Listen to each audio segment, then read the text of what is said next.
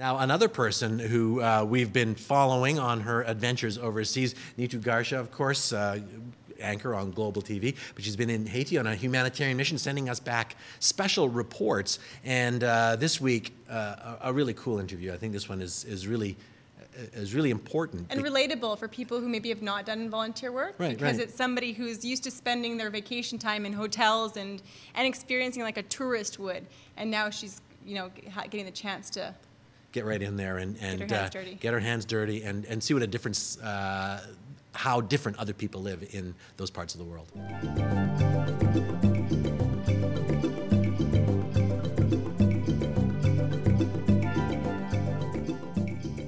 This is Sarah's first time in Haiti. Sarah, first question, what is your impression of this country so far? Well, when I first got here, it was a little bit of a shock. I didn't expect at all what I ended up seeing. Now I'm mid-trip, and it's amazing meeting the people and just seeing the courage and strength. But it definitely, the first impression was complete shock. I didn't know this was going on in our world. You've been here for a couple days, so it might be a little bit early, but would you consider this trip so far to be life-changing? Absolutely. It was life-changing from the moment that I saw this school and kind of got to see what Live Different is doing here. It's the first charity that I've ever been hands-on, and it's just amazing. It's definitely a life-changing experience. Now, I was talking to you earlier, and you said you traveled quite a bit, but this is the only trip you've done of its kind. Yes. So usually when I travel, I stay on resorts or Airbnb and hotels. This is the first trip we were kind of basically in the middle of poverty, and we got to spend the day with the family and really live with the people. And I've never done that, and I don't think I'll ever be able to travel the way I used to, because you really get the full experience. Absolutely. And what do you think about the work site? I mean, you guys are sweating buckets. Yeah. What is it like? It's a lot of work, and I work out a lot. We've been going to bed at like 7 o'clock every night. It's a lot of work, but it's amazing. I can't complain when you see how the Haitians work, and I hope I can, when I go back home, share my experience with friends, and I would love to come back and do this with, my circle of friends. It's definitely, it was a lot of fun and life-changing. So it won't be your last time in Haiti? Definitely not.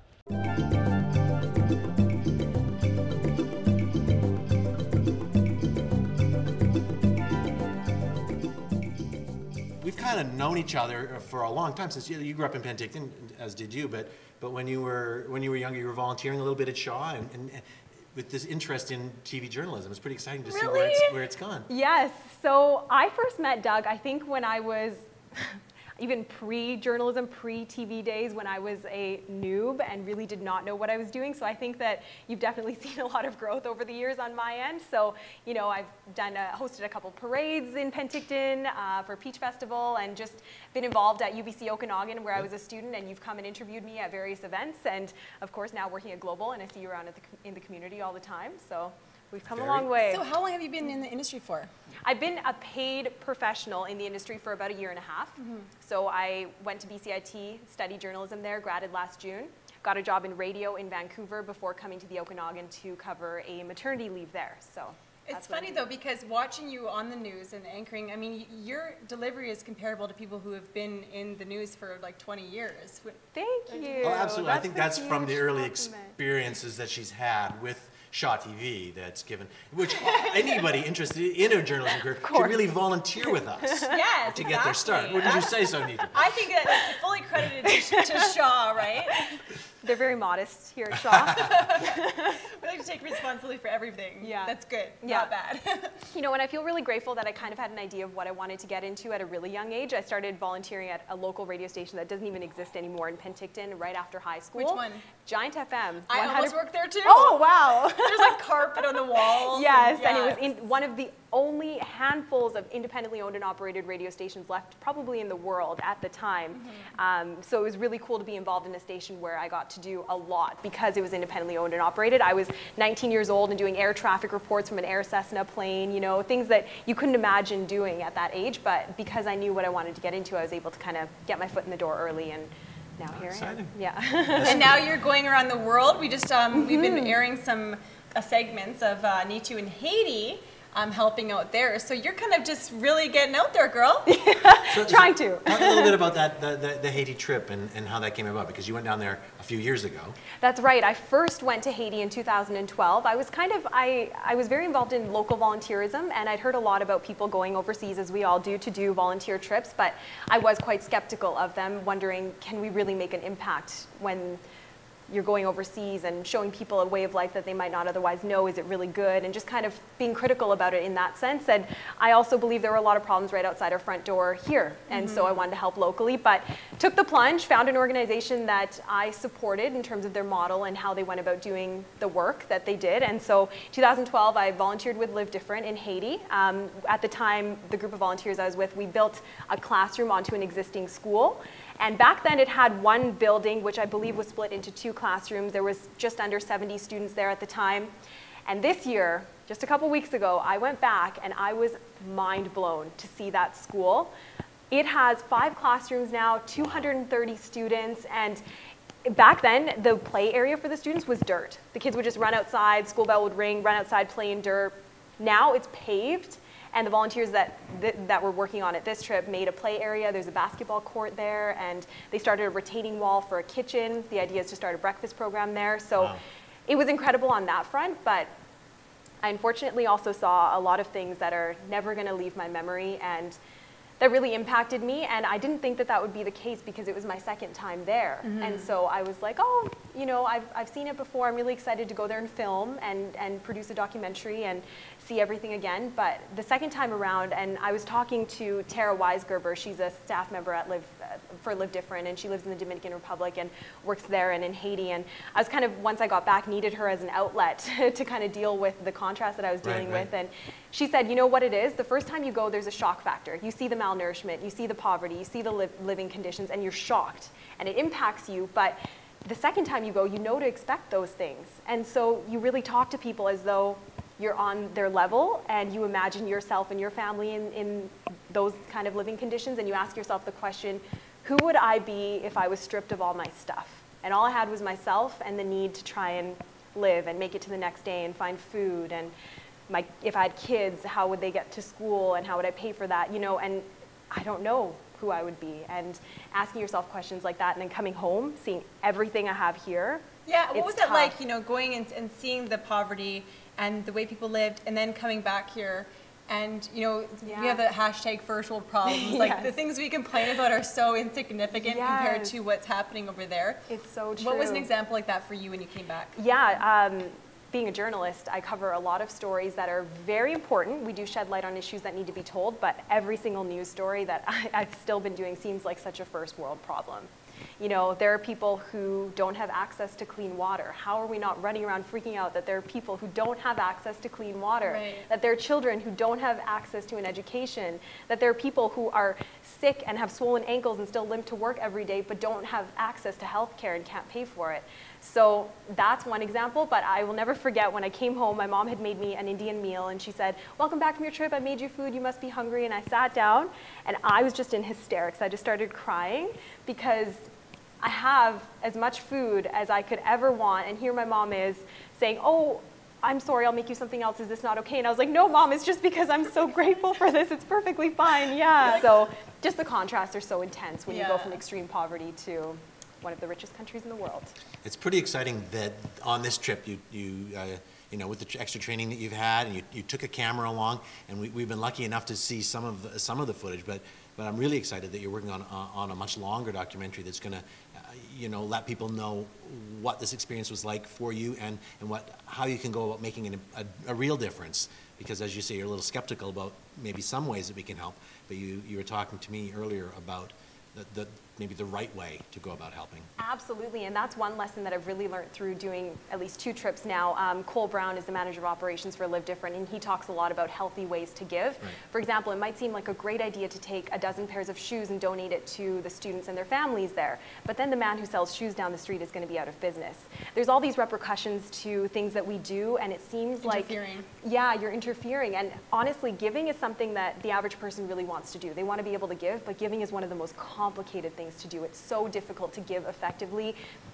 producing long-term sustainable growth. So I'm really excited to share some aspects of what are healthy ways to give. Okay, talking again, okay, when you were there, lots of times people will go to a third world country and they'll think, oh, I'm gonna help them, they're gonna help, you know, I'm gonna do all these things for them, but we end up getting the biggest lessons. And I don't know if you've seen this, this documentary called Happy. No. It was talking about how the third world countries are actually the happiest in the world because they have a sense of community. So did you notice that at all when you were in Haiti, like how the people came together and worked together? Oh my goodness, so much. I wish, well, you guys will see actually the footage of when the principal at the school rings the little bell for recess and the kids who are malnourished, often don't eat nearly as much as they should, come running out and they're just so happy. And I saw them see a broken in half water bottle and play soccer for 15 to 20 minutes so happily. Like they were just over the moon excited. And you know, you give a child a plastic water bottle here and they would be anything but where's my iPad? Yeah, exactly. My iPad's broken, Mom. Yeah, exactly. Followed by a temper tantrum. Yes. It's just such an enormous contrast. It literally is like two different worlds. I don't know how else to say it. It's just such a huge contrast. It's crazy. Well, I'm really grateful that you took the time to take this trip and to shoot some footage. Excited to see what's going to come out of it, and we'll keep our viewers posted on the progress as it comes along, and hope you'll come back and share the finished work with us. Absolutely. You guys can definitely expect that. A final question. Yeah. Sorry, I know I do this to Doug all the time because he tries to close this out. Fabulous wrap-up. I know, I've got so many questions. He's waving his hands over there saying, wrap it up. I really want to know, so for people that are wanting to volunteer or something, and even locally, what steps do you think people can take to kind of, you know, be of service to other people? That's a good question. That is such a good question, absolutely. There are a lot of people who have a passion to give, and I've had some people, friends or whoever, call me and say, I really want to do this, but I don't know how to get started. And today, with social media and the internet and the Google machine, there's so many resources out there. So just whatever you're interested in, see what's available locally, whatever organization it is, whether it's an umbrella organization that facilitates various projects, or if it's a specific organization that works on one project. I would just suggest finding what your passion is, finding those contacts who do it locally, and sending that one email, making that one phone call. I know it sounds like such a simple step. Google it and find it. It sounds like the most simple advice, but really, if you take that first step, you'll get a phone call back and a door of opportunities opens. Well, and you're being a great role model for, you know, kids in the Okanagan, especially who get to see you in the news and stuff and see you doing such amazing work. So thank you for doing that and for being, you know, a voice for these people that need help. It's a privilege to be able to do so. Well, thanks so much for coming. You know, if you want to wrap it up now. No, that's fine. I'll ask for 10 more questions and we go. I'm not saying anything else. Thanks, Nina. Thank you so much, Neetu. If I were a rich man, diddle deedle diddle deedle die. That's. Oh, that's my drum. I'm just That's, drumming. oh, you're drumming. Okay. I was just trying to be a part of it. That's cool. Fiddler on the Roof, a fantastic production of Fiddler on the Roof, is coming to Vernon, and this is really exciting because they're really pulling out all the stops for this production. Yeah. And we are so lucky because right here in our studio, we get to have Melina Moore and some of the cast. She wanted to bring them all, but we were saying... there's like room for 5 people here. It's only this big. Not for long. We'll be going outside soon. But right, and the Vibrant Vine on the stage, everybody can come. Bring your whole cast. But today... Not going to happen. We're going to pack as many people as possible in here. And here is our preview of the upcoming production, Fiddler on the Roof.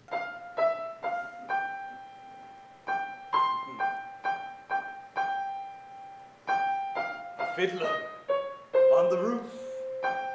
It sounds crazy, no?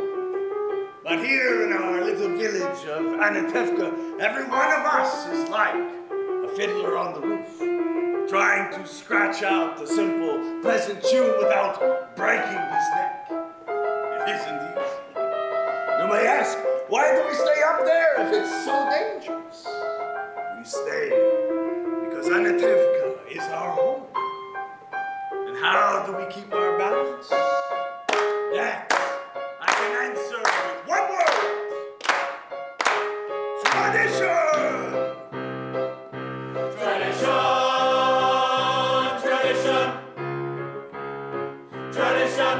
Tradition!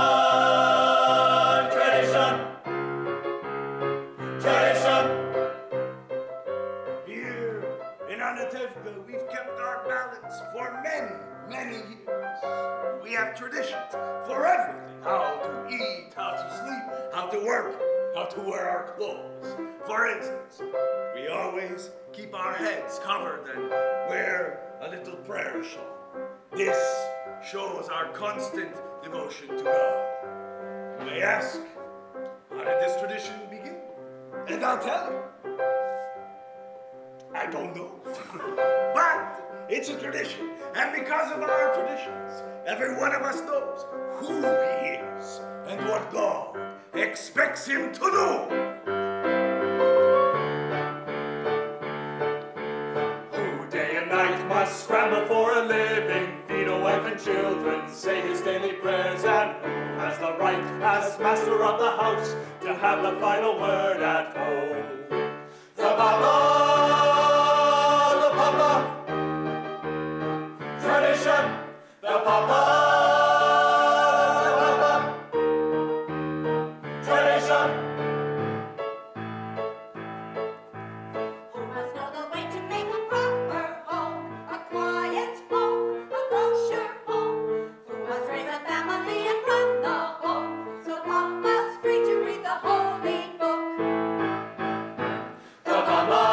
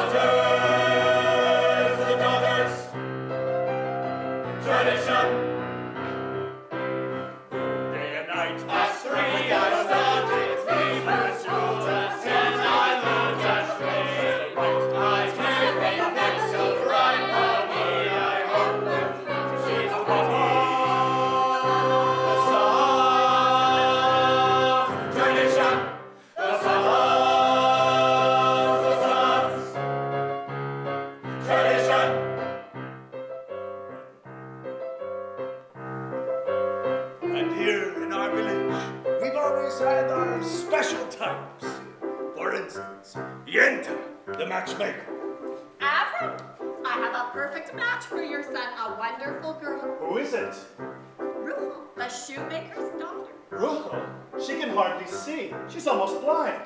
Tell the truth, Avram. Is your son so much to look at? The way she sees and the way he looks, it's a perfect match.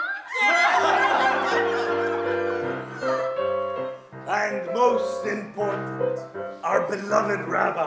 Rabbi, may I ask you a question? Yes, what is it, my son? Is there a proper blessing for the Tsar? A proper blessing for the Tsar? Yes. And may God bless and keep the Tsar far away from us.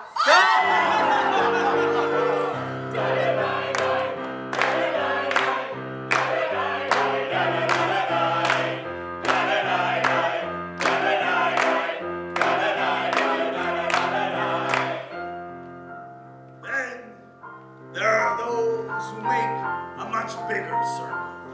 His Honor the Constable, His Honor the Priest, His Honor the... many others. And we don't bother them so far. They don't bother us. And amongst ourselves, we get along pretty good. And there was the time that he sold him a horse but delivered a mule. But that's all settled now. Now we live in simple peace and harmony. It was a horse. It was a mule. Oh, it was a horse. He had a brain and a tail. It was a horse.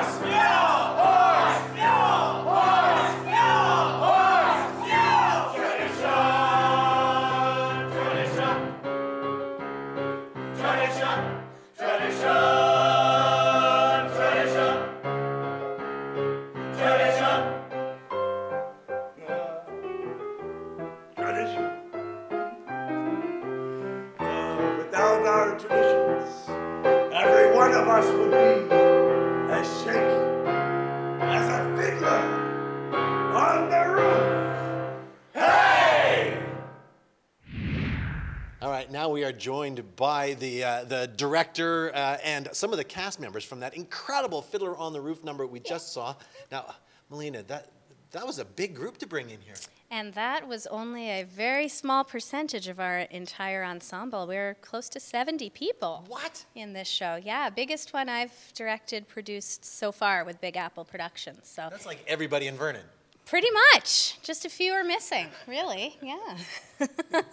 And of course, you've got a very special guest flown in at no expense spared. A very special guest all the way from New York joining us. Yes, this is my wonderful mummy, all the way from New York City in her debut role with Big Apple Productions in the Okanagan as Grandma Tzeitel in Fiddler on the Roof, which is a scene that happens a little bit later in the show. She plays a 100-year-old ghost, so it takes a lot of makeup. Wow. Yeah, so obviously your daughter is like grown up on the stage. Have you been a performer your whole life as well? Not really. I did inherit the female singing voice. My mother was a singer, and I kind of started, but I didn't get the support I needed, so I wanted to be sure that my daughter was able to fulfill that part of the legacy. Well, you obviously gave her a lot. I was reading quickly through your bio, and a lot of opportunities, a lot of performing arts education. It must have been fantastic. Oh, I'm so grateful. Even though I complained about it a lot at the time and all the practicing and the lessons, and now I'm so grateful for that. So you see kids out there that are being made to, learn an instrument or take singing classes, just stick with it for a little while. And For sure. practice your piano, right? For sure. And of course, we've got our Tiev here, a fantastic role to play. That must be exciting for you. It is, yeah. It's a big honor to play this role, and especially to do it for Melina and with her mom. It's been a wonderful experience. Have you been in a lot of shows in Vernon? I've been in a few productions with Melina that Melina's produced. Yeah, I think 4 or 5 now. Wow. Okay, yeah. So you're a veteran now. Old school, yeah. So obviously, Fiddler is such an iconic, classic musical. One of our camera operators was so excited that you guys were coming. It's our favorite musical ever. Oh, that's wonderful. It is, and really the show revolves around Tevye. He is the star vehicle of this show, and I waited to produce and direct this show until I had the right actor, the right performer to play Tevye, because without perfection there, you might as well not do Fiddler, and he sits right here. No pressure, man. Not at all. It's true. I believe he's born to play this part. You really did seem to be completely natural in it. The movements and everything. I was completely sold from the start. Thank you. Move over, Topol. Yeah. Paul Rossetti. So obviously, a show this scale takes a lot of work to put on. It does. We've been working for quite a few months. Then the behind the scenes, even before we start the rehearsal process, there's a lot that goes on there with costuming and sets and licensing and venue. I mean, the list goes on and on and on. Yeah, so people that haven't done the show have no idea what they don't. I start working pretty much a year in advance, and as soon as this show closes next Sunday, then I'll be starting on what's happening next. So talk a little bit about the show. If people want to get tickets and find out more information, how do they do that? We open next week, Thursday night. We run June 4th through 7th, so we have 5 performances, all evening shows, plus a matinee at 2 o'clock on Saturday.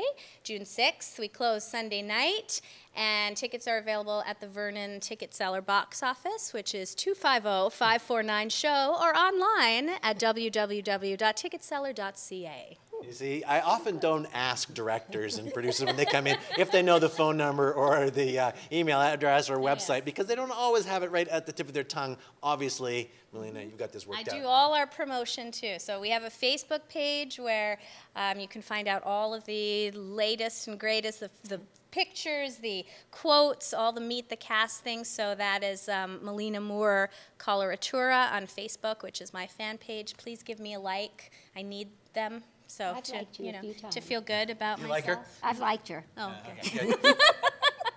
Ever since she was little, right? Yeah. All right. Well, thank you so much for coming in and sharing this little piece of it with us, because if that's any indication, the show is going to be fantastic. It's something that you're not going to want to miss. No.